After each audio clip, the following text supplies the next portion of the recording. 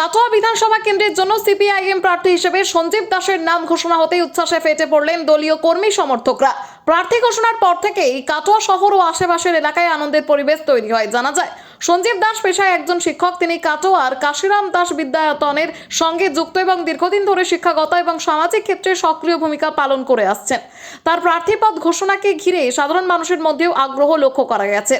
এদিন সন্ধ্যাতেই দলীয় কর্মী সমর্থকদের সঙ্গে নিয়ে প্রার্থী সঞ্জীব দাস প্রচার কর্মসূচি শুরু করেন। পতাকা, ব্যানার এবং স্লোগানে মুখরিত হয়ে ওঠে কাটোয়ার বিভিন্ন এলাকা। সমর্থকদের দাবি, আসন্ন নির্বাচনে সঞ্জীব দাসকে জয়ী করতে তারা সর্বশক্তি দিয়ে মাঠে নামবেন। বাম নেতৃত্বদের পক্ষ থেকে জানানো হয়েছে, মানুষের কাছে পৌঁছে তাদের সমস্যা এবং দাবি তুলে ধরা হবে প্রচারের মূল লক্ষ্য। নির্বাচনের আগে এই উচ্ছ্বাসী সংগঠনকে আরো শক্তিশালী করবে বলে মত রাজনৈতিক মহলে। আমির মন্ডলের রিপোর্ট, সুন্দর বাংলা নিউজ।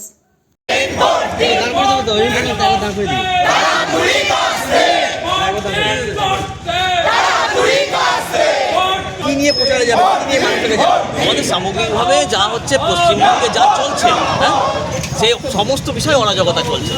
একদিকে হচ্ছে শিক্ষার অরাজকতা, কর্মসংস্থান নেই, দুর্নীতি, এই সমস্ত কিছুতে তৃণমূল আর বিজেপি বাইনারির মাধ্যমে এই সমস্তগুলোকে পিছিয়ে ফেলতে চাইছে। আমরা সেই মূল ইস্যুগুলোকে আমরা সামনে নিয়ে আসতে চাইছি। যে ইস্যুগুলোকে মানুষের রুটি মানুষের যে মূল বিষয় সমস্যা, সেগুলোকে ভুলিয়ে দেওয়ার চেষ্টা চলছে।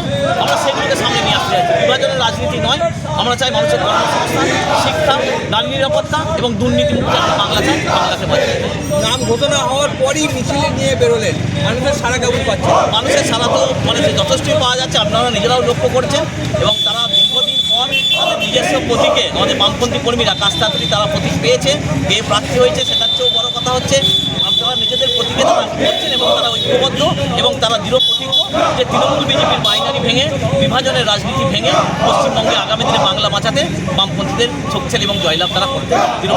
কাটোয়া বিধানসভায় কোন বিষয়টা বেশি উল্লেখযোগ্য দায়িত্ব নেবে? গোটা রাজ্য জুড়ে কাটোয়া বিচ্ছিন্ন কোনো বিষয় নয়, গোটা রাজ্য জুড়ে যা সমস্যা, সেই একই সমস্যা কাটোয়াতেও।